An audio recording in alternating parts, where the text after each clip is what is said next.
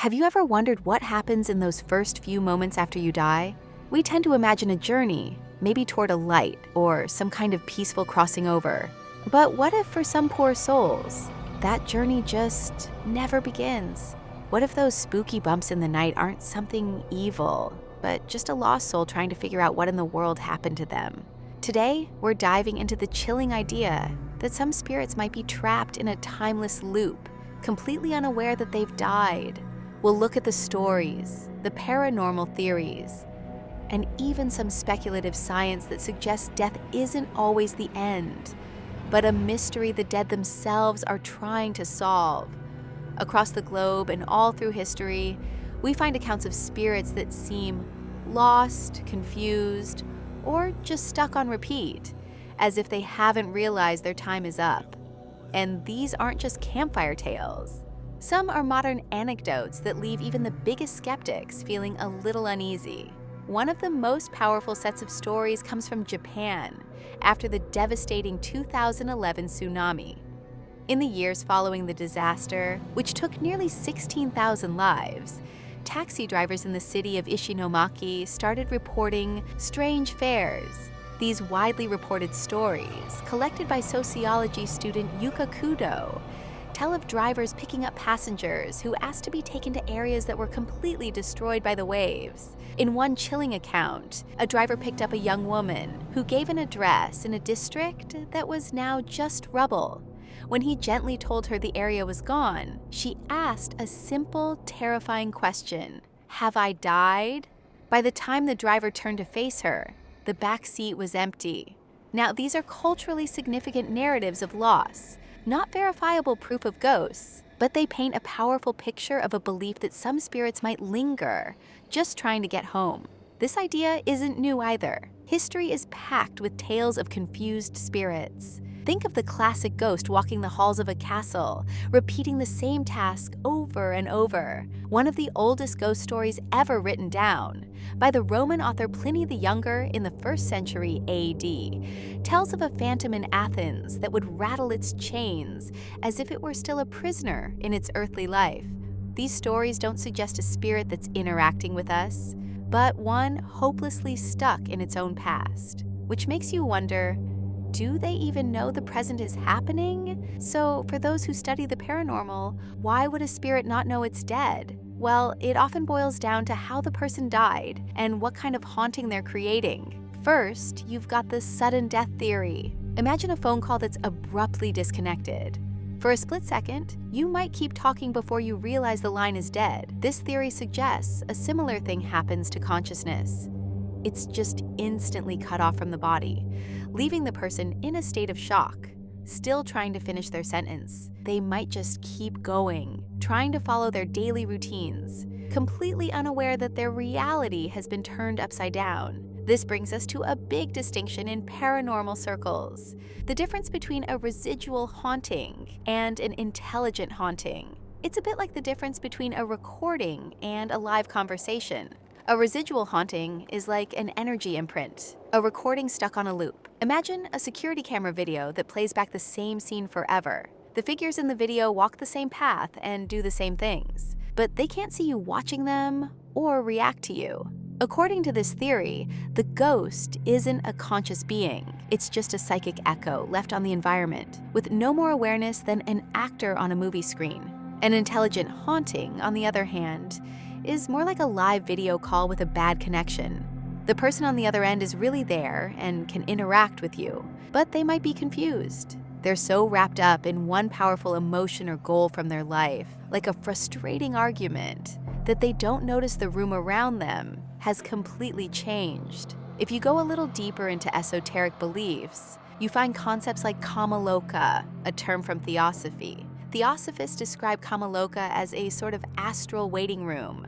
A better analogy is being trapped inside a personalized virtual reality game you can't quit. According to this belief, a soul that was very attached to earthly things gets stuck there, caught in a simulation built from its own memories and desires, completely unaware that it has left the physical world behind. So while mainstream science absolutely does not recognize ghosts, some fascinating research on the edges of human consciousness is making us question our neat and tidy definitions of life and death. The idea that consciousness isn't just an on-off switch is gaining ground, and it points to a much stranger reality. The AWARE studies, which stands for Awareness During Resuscitation, were led by Dr. Sam Parnia and looked at thousands of cardiac arrest cases. While most patients remembered nothing, a small number, about 2%, reported having full, explicit memories of seeing and hearing real events while they were being resuscitated. This suggests consciousness might not just switch off like a light bulb. Instead, think of it like the embers of a fire that continue to glow and pulse with heat long after the main flames have been extinguished. It might slowly fade in a complex, unpredictable way. This leads to even more startling research. Studies led by scientists like Dr. Jimo Borjigan have found surprising surges of brain activity after a person is clinically dead. In a 2023 study, her team observed that 2 of 4 comatose patients who were taken off life support showed a big spike in gamma wave activity after their hearts stopped. Gamma waves are the fastest brain waves and are linked to high-level functions like consciousness. This is like a candle flame suddenly flaring up to its brightest point, just for a moment, right before it's snuffed out for good. This burst of activity was found in a brain region sometimes called the hot zone for consciousness. Let's be crystal clear.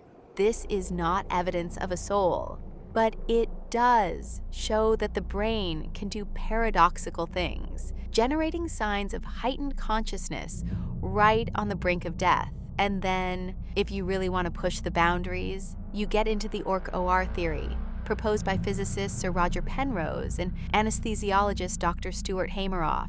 Think of your brain as a biological computer, and your consciousness as the unique software running on it.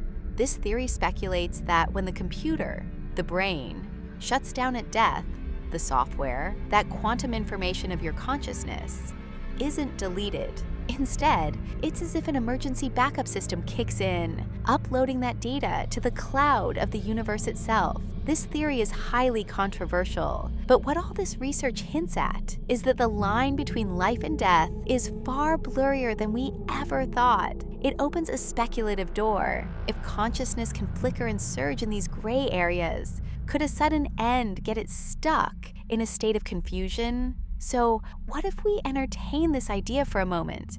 If some spirits are lost and confused, it completely changes how we think about ghosts. The things that go bump in the night suddenly become less of something to fear and more of something to pity. This idea echoes in many cultures. In Japan, the lingering spirits from the tsunami aren't seen as evil, but as lost souls, or yurei, who can't find closure because of their sudden deaths. Many Native American and other indigenous traditions also have beliefs about spirits that stay earthbound because of trauma, and they have rituals to help those spirits move on. This reframes our entire relationship with the unknown. A flickering light might not be a warning, but a lost soul trying to hit a light switch. A faint whisper might not be a threat, but someone trying to talk to a person who can no longer hear them. That cold spot in the room could just be the signature of someone who doesn't understand why they can't feel warmth anymore. This shifts the whole story from horror to empathy. It suggests the real tragedy of a haunting isn't the fear it creates in us, but the profound loneliness and confusion of the spirit itself. It implies we have a kind of duty of compassion to help the lost find their way, instead of just being afraid of them. When you look at it like that, the goal of a paranormal investigation isn't just to prove that ghosts exist, but maybe, just maybe, to bring a little peace to a consciousness trapped in its own past. So, do ghosts know they're dead? After digging through personal stories, paranormal theories, and the very edges of science, the truth is, it's still a profound mystery. We have tales of confused spirits from ancient Rome to modern Japan. We have paranormal frameworks that try to sort mindless echoes from intelligent but disoriented entities. And we have science that, while not proving ghosts exist, is showing us that the moment of death is way more complex than we ever knew. There's no single answer. Maybe some spirits are perfectly aware. Maybe others are just energy replaying a moment in time. But maybe, just maybe, Some are truly lost, wandering the borderlands between worlds, looking for answers they may never find. So the next time you hear an unexplained noise in the quiet of your home, or feel a sudden chill you can't explain, perhaps it's not something to be afraid of. Maybe it's just a lost traveler tapping you on the shoulder, hoping you can give them directions home. What do you think? Do you believe a spirit can be unaware that it has died? Have you ever had an experience you just couldn't explain?